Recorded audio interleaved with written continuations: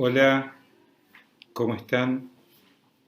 Es para mí un gusto muy grande eh, dar inicio a esta serie de charlas que vamos a tener y de entrevistas con respecto al Día Internacional del Turismo que se celebra el 27 de septiembre y desde el comité organizador de alumnos y profesores se ha trabajado en la organización de este evento virtual y que nos va a permitir escuchar las opiniones de una serie de profesionales del turismo de las más diversas extracciones a nivel provincial, a nivel municipal, a nivel de instituciones nacionales, inclusive de otras provincias, como en el caso de Tierra del Fuego, que también han sido entrevistados por los alumnos del instituto.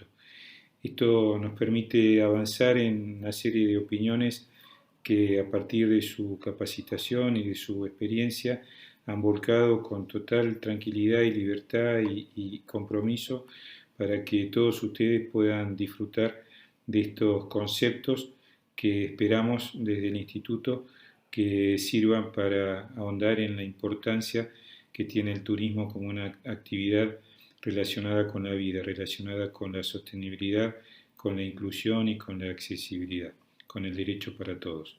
Disfruten de estas encuestas, de estas entrevistas y nos vemos en unos días.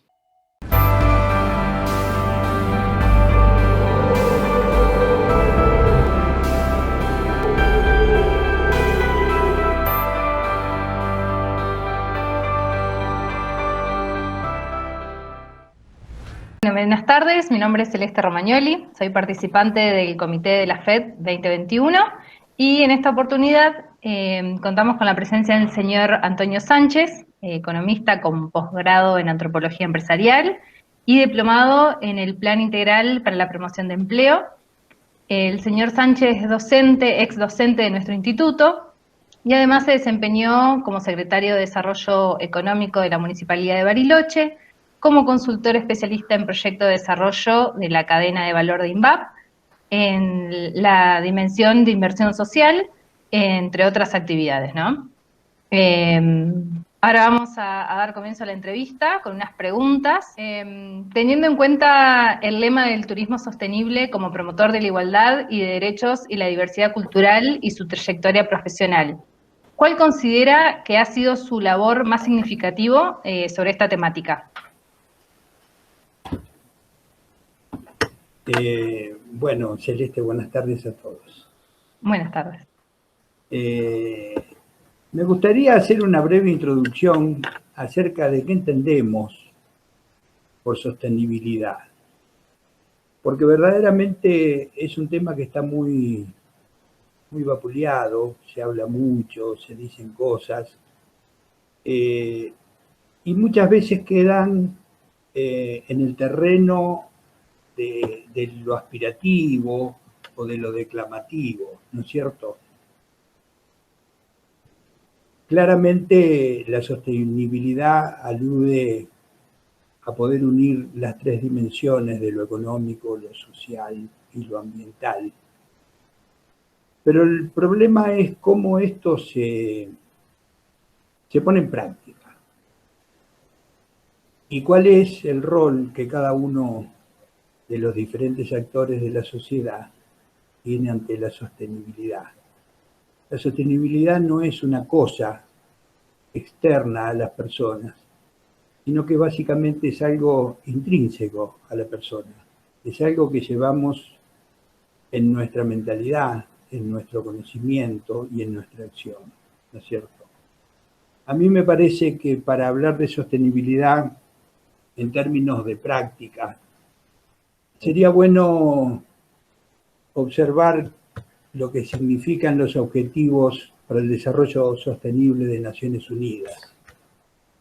En el año 2015, Naciones Unidas estableció una serie de objetivos al cual han adherido un gran número de países y que verdaderamente representa un camino a recorrer, pero no solamente para los organismos o para los gobiernos, sino también para las empresas y para las personas. Y yo lo que veo ahí es que en los caminos iniciales, que son los organismos internacionales o los gobiernos nacionales fundamentalmente, ahí el avance fue bastante significativo, pero no se registra un avance similar en la adhesión de las empresas a estos objetivos y en la adhesión de las personas a estos objetivos, ¿no es cierto? Yo no sé si ustedes los tienen presente, pero estos 17 objetivos son verdaderamente objetivos de gran valor. El fin de la pobreza, el hambre cero, la salud y el bienestar, la educación de calidad, la igualdad de género, el agua limpia, el saneamiento, la energía no contaminante, la energía asequible, el trabajo decente, el crecimiento económico, el agua, la industria, la innovación, la reducción de las desigualdades, ciudades y comunidades sostenibles, producción y consumo responsable, acción por el clima, la vida submarina, la vida de los ecosistemas terrestres, la paz, la justicia y las instituciones y las alianzas para lograr los objetivos. Estos son los grandes objetivos que nos plantea Naciones Unidas, a los cuales nuestro país ha adherido como país.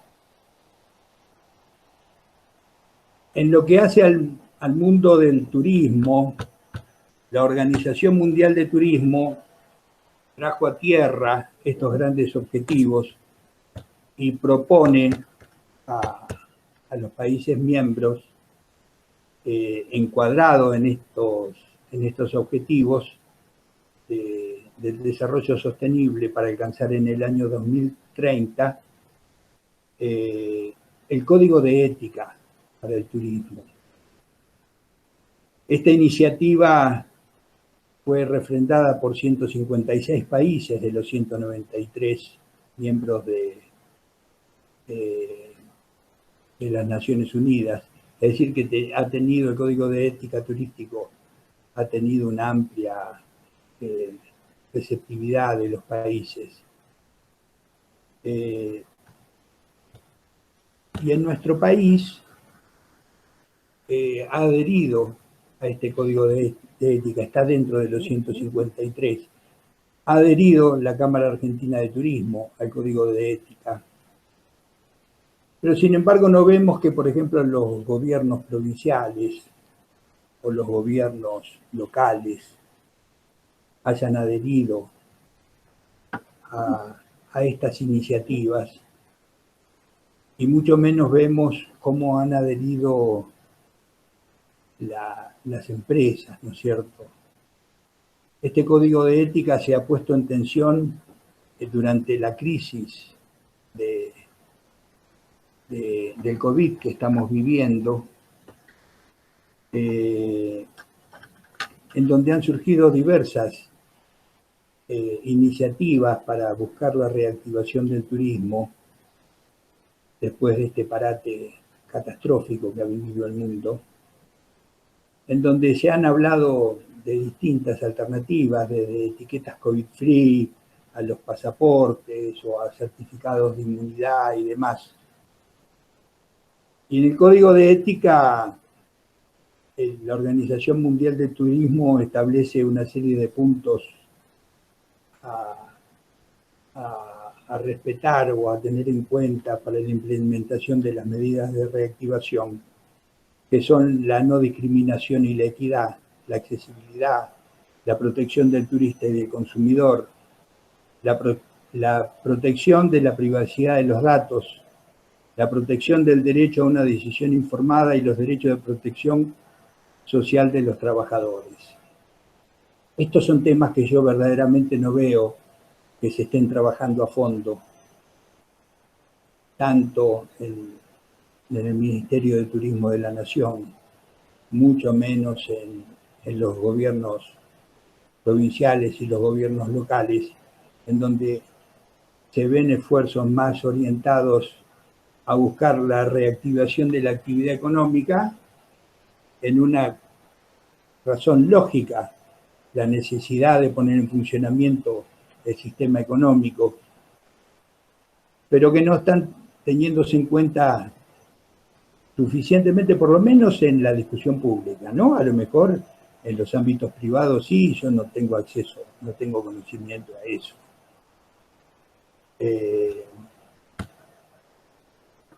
Hay un mecanismo que se ha generado en el mundo para la puesta en práctica de estos objetivos a cumplir en el año 2030, y hay la Argentina tiene un capítulo de esa red que se ha generado en el mundo, y en el informe del año pasado, que refleja los datos del año 2019, encontramos que un poco más de 800 empresas han adherido a los objetivos del crecimiento sostenible en la República Argentina. Y si abrimos esta información al sector turístico, encontramos que solamente 8 empresas del sector turístico adhirieron. De estas 8 empresas, 2 son empresas de viajes y turismo, una es un complejo ferial, que es el complejo La Rural de Buenos Aires, y las otras 5 son hoteles. Es decir, que veo que hay una baja adhesión, tanto en los gobiernos provinciales, de los gobiernos locales y de las empresas a estos grandes objetivos. Si tenemos en cuenta que en la República Argentina hay aproximadamente un poco más de 850.000 empresas de diversos tamaños. La gran mayoría son micro, le siguen luego las pymes, y solo el 0,2-0,3% de esas 850.000 empresas son grandes empresas. Entonces, ¿yo qué veo?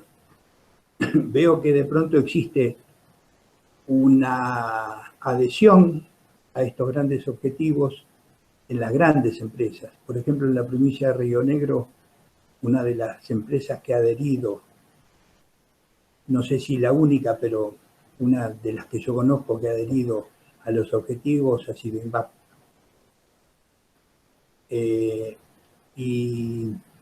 Pero no hay la adhesión necesaria en la pequeña y la mediana empresa, que son el gran actor de la actividad turística en nuestro país. Esto me parece que es un marco a considerar, porque a mí me parece que la principal tarea que tenemos, y de alguna manera que yo he tomado como propia en mi actividad profesional y en mi actividad docente en su momento, de la que ahora estoy retirado, ha sido juntamente la de educar. Me parece que la sostenibilidad necesita un profundo proceso de educación, porque cualquier cambio que querramos hacer en la sociedad solamente se hace a partir de un profundo proceso de educación. De hecho, esta respuesta se relaciona mucho con la próxima pregunta, que estaba relacionada con la sostenibilidad justamente, y teníamos en cuenta este equilibrio, ¿no? Tanto económico como social y también ambiental. Y la pregunta puntual era sobre su rol actual, ¿no? Que, si creía que manejamos un presente sostenible de cara con el futuro, y qué acciones considera que podríamos sumar como sociedad. Un poco algo ya contestó, pero nos gustaría que aportara un poco más. Sí, yo creo que hay una enorme gama de acciones que podemos hacer en forma individual, porque finalmente la sostenibilidad va a ser posible cuando la mayor parte de la sociedad asuma en forma individual como forma de vida, como hábito de relación en la sociedad y con la naturaleza, asuma estas normas, ¿no es cierto? Y estas cosas básicas van desde, por ejemplo, el manejo de residuos sólidos, es decir, clasificar en casa, cosa que no hacemos. Le echamos la culpa a los camioneros, le echamos la culpa al municipio, le echamos la culpa a todo el mundo, pero no lo hacemos. Lo mismo pasa con las empresas. Cuando una empresa desarrolla un proyecto hotelero, por ejemplo, que es una de las actividades donde yo más trabajé, yo les pregunto, ¿cuántos hoteles conocen ustedes que tengan tratamiento de líquidos cloacales, por lo menos mínimo? Que yo conozca el Hotel Saboyao, que desde el día que reabrió tiene una planta modelo de tratamiento de líquidos. ¿Cuántos restaurantes o empresas alimenticias conocen? Estamos hablando de Bariloche, ¿no? Digamos, podemos decir, Bariloche es el mundo, porque si lo vemos desde lo individual podríamos decir eso, ¿no es cierto? ¿Cuántas empresas alimenticias o empresas así, elaboradoras de alimentos conocen que tengan plantas de tratamiento de líquidos cloacales? Que yo conozca la cervecería Patagonia. Y cuando uno construye un hotel que cuesta varios millones de dólares, la inversión en una planta de tratamiento de líquidos cloacales es insignificante. Es decir, que no se lo pone porque no está metido en la conciencia, no solamente del inversor, porque el inversor es el inversor. Yo pienso más en el arquitecto que le hace el proyecto, que no le dice, maestro, acá tenemos que invertir $500.000 más para tener un adecuado proceso de tratamiento de residuos, tanto cloacales como residuos sólidos. Cuando compramos equipamiento, un gerente de hotel cuando compra equipamiento ahorra para tener 2 tachos de basura menos. Estas son decisiones que no toma el inversor, las tomamos nosotros en nuestro rol de todos los días. Ese es el nivel de educación que nos falta.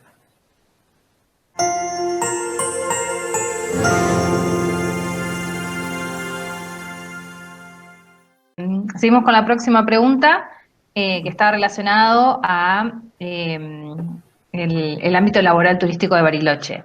Y la pregunta es, ¿hay un cambio en cuanto a la inclusión dentro de la perspectiva de género?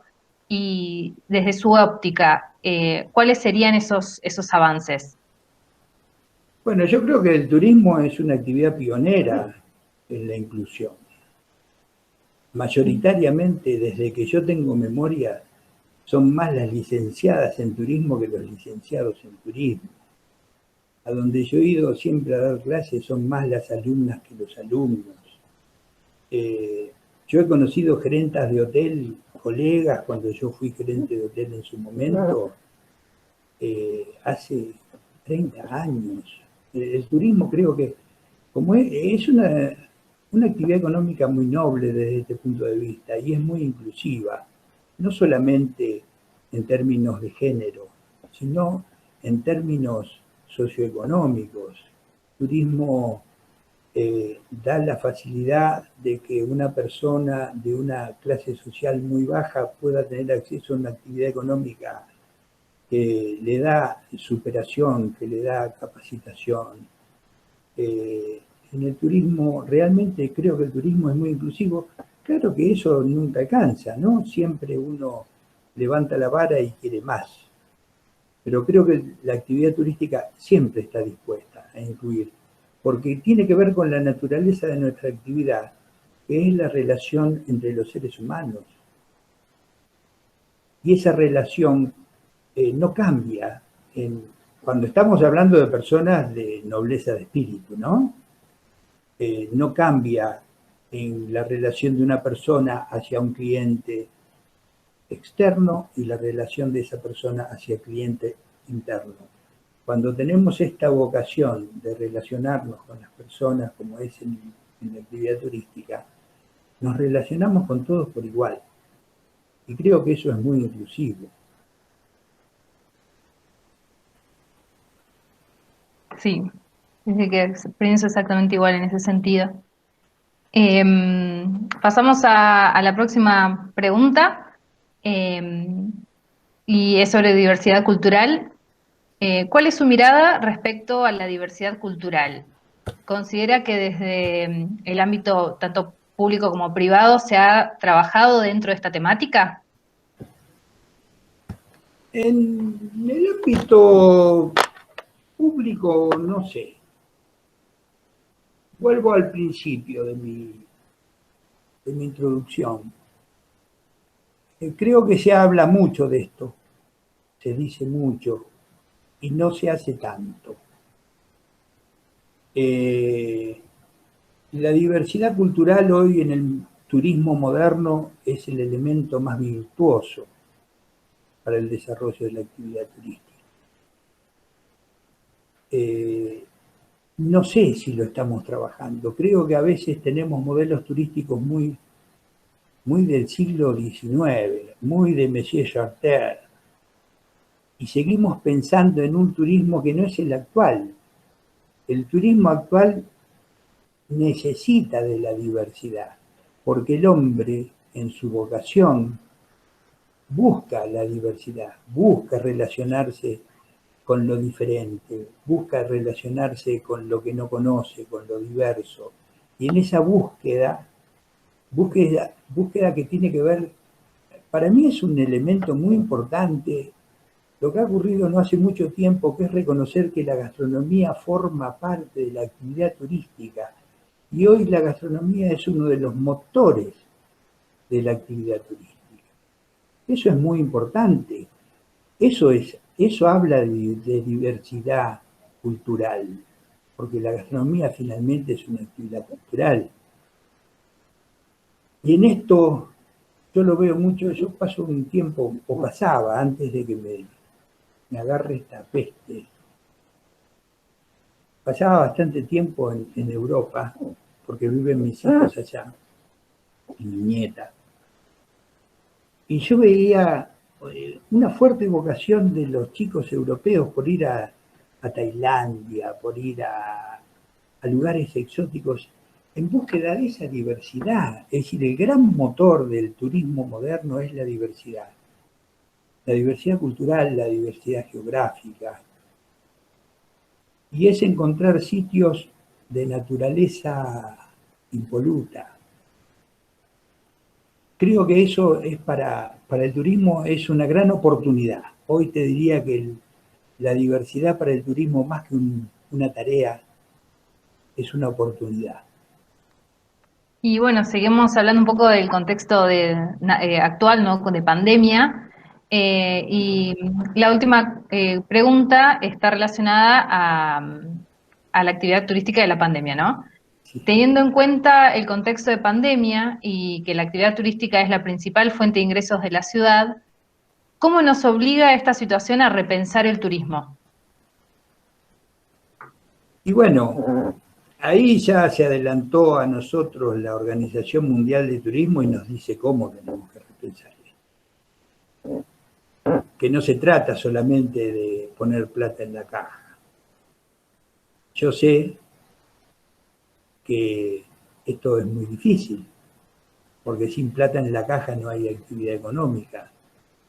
Pero creo que esto nos tiene que hacer pensar que a lo mejor, cuando termine esto, el turismo masivo no va a ser tal como era antes. Entonces toda estructura comercial, productiva, operativa, que había sido ordenada para el turismo masivo, se va a tener que reordenar. Creo que esto es algo que tenemos que empezar a pensar rápidamente, que a lo mejor es preciso que repensemos los destinos turísticos. no demos por sentado que la reactivación va a ser volver a lo que era antes. A lo mejor sí, a lo mejor no lo sabemos. Yo he visto 2 temporadas turísticas que intentaron reactivarse en Andorra, que es donde yo vivo parte del año, y que no pudieron reactivarse, porque apareció primero la primera ola, después apareció la segunda ola, y ahora todo el mundo está esperanzado en que, bueno, este año sí, porque este año tenemos la vacunación, y este año están ocurriendo cosas que no sabemos cómo van a ser. Entonces me parece que, volviendo a un viejo paradigma, esta crisis quizás deba hacernos repensar como destino turístico, y a lo mejor debamos redefinirnos como destino turístico, con la dureza que eso representa, porque nosotros cuando hablamos de actividad en el destino turístico hablamos de puestos de empleo, hablamos de inversiones, hablamos de infinidad de cosas, ¿no es cierto? No solo hablamos en términos abstractos de la actividad turística. La actividad turística es todo esto, es el guía que trabaja, es el empleado del hotel, es el cocinero, es el chofer de la combi, es el taxista. Y paralelo a eso, toda la actividad económica que induce el turismo. La actividad comercial, los supermercados. Entonces, cuando uno lo ve desde ese punto de vista, dice, bueno, pero ¿será? ¿Estaremos pensando correctamente? Hay algo que está profundamente cuestionado y que yo, me disculpen, a lo mejor lo están haciendo, yo hablo mucho desde la ignorancia de estar alejado de la actividad hace algunos años, pero si algo cuestionó esta crisis, más allá de la actividad económica y de todo, es la gobernanza del sector turístico. Y estamos discutiendo esta gobernanza del sector turístico. Yo no lo escucho o no lo leo en los diarios. Y si no discutimos la gobernanza del sector turístico, no sé qué herramientas podremos tener.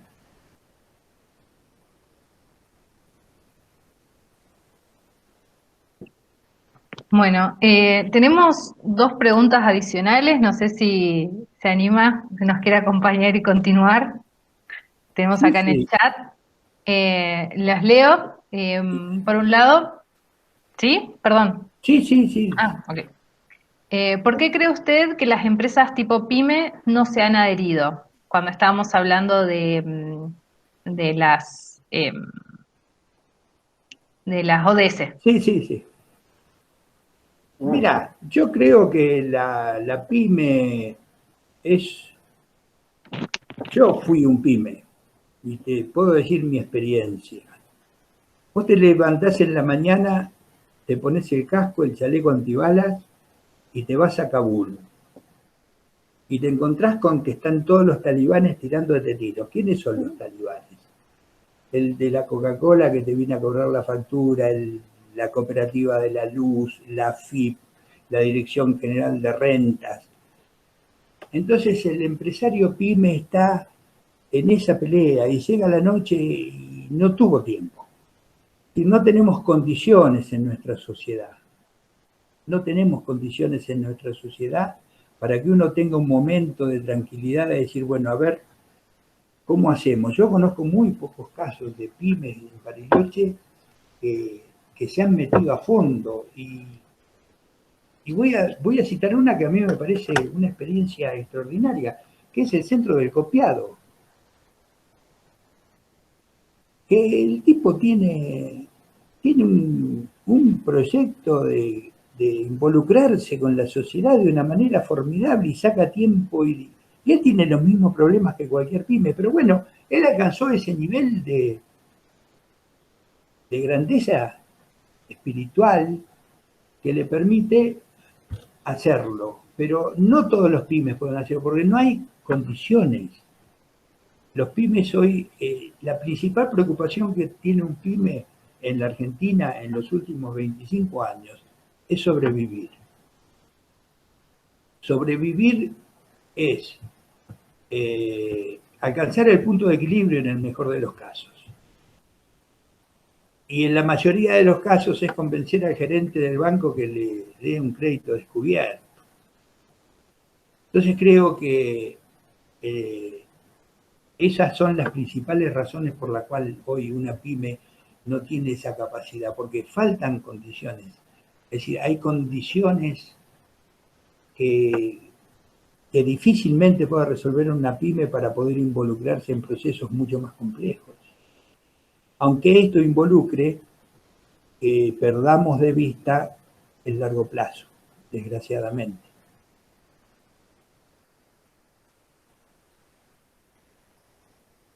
Por último, tenemos una pregunta que dice si estaremos a la altura para repensar, el turismo en la ciudad.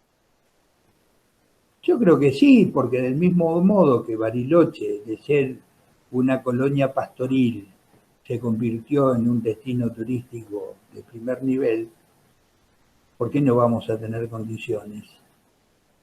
Seguro que sí. Tenemos universidades en Bariloche, tenemos institutos de formación profesional en turismo que en el año 50 no tenían. Tenemos experiencia empresarial, hemos pasado el volcán, el COVID, el hantavirus y tantas cosas que nos han enseñado que ¿por qué no vamos a estar? Sí, seguro que sí que vamos a estar. Lo que sí sé es que esto podrá ser más doloroso o menos doloroso, pero será doloroso. Bueno, muchísimas gracias. No sé si hay alguna otra consulta. ¿No? Les agradezco.